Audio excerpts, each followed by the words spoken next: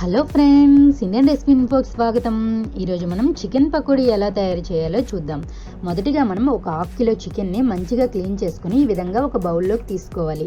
ఇందులోనే మనం కొద్దిగా పసుపు, అలాగే తగినంత ఉప్పు, తగినంత కారం, అలాగే ఒక స్పూన్ అల్లం వెల్లుల్లి పేస్ట్, సన్నగా తరిగి పెట్టుకున్న కరివేపాకు, అలాగే సన్నగా తరిగి పెట్టుకున్న కొత్తిమీర, అలాగే ఇందులోనే మనం ఒక 2 టేబుల్ స్పూన్ల శనగపిండి, అలాగే ఒక 2 లేదా 3 టేబుల్ స్పూన్ల వరిపిండి, ఇందులోనే మనం వేయించి పెట్టుకున్న జీలకర్ర పొడి, అలాగే కొద్దిగా గరం మసాలా, అలాగే కొద్దిగా నిమ్మరసాన్ని కూడా పిండుకోవాలి. ఈ విధంగా నిమ్మరసం కూడా పిండిన తర్వాత చికెన్కి ఈ మసాలాలన్నీ మంచిగా పట్టేలా మంచిగా కలుపుకొని 1 గంట పాటు పక్కకు పెట్టుకోవాలి.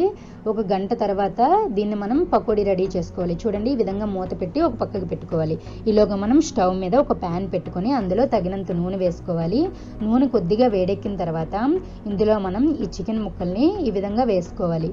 మనం చిన్న మంట మీద మీడియం ఫ్లేమ్లో మాత్రమే మనం ఈ చికెన్ని వేయించుకోవాలి. పెద్ద మంట పెట్టినట్లయితే చికెన్ అనేది వేగిపోతుంది కానీ లోపల ఉడకదు.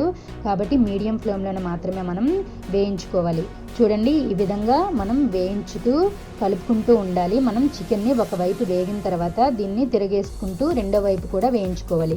చూడండి ఫ్రెండ్స్, మా వీడియో మీకు నచ్చినట్లయితే లైక్ చేయండి, మీ ఫ్రెండ్స్ అందరికీ షేర్ చేయండి. మీరు కూడా ఈ చికెన్ పకోడీని మీ ఇంటి దగ్గర రెడీ చేయండి. ఎలా వచ్చిందో మాకు కామెంట్ రూపంలో తెలియచేయండి.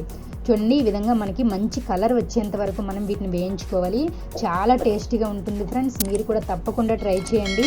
మనం ఈ విధంగా చికెన్ని ఈ విధంగా చిల్లీల గరిటెలో వేసుకొని నూనెనంతా వడబెట్టుకోవాలి.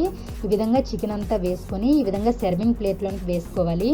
ఇప్పుడు కొద్దిగా కరివేపాకుని నూనెలో వేయించుకొని ఈ కరివేపాకుని ఆ చికెన్ మీద వేసుకున్నట్లయితే మనకి ఎంతో టేస్టీగా ఉండే చికెన్ పకోడీ అనేది రెడీ అయిపోయినట్లుగా. Thank you for watching my video.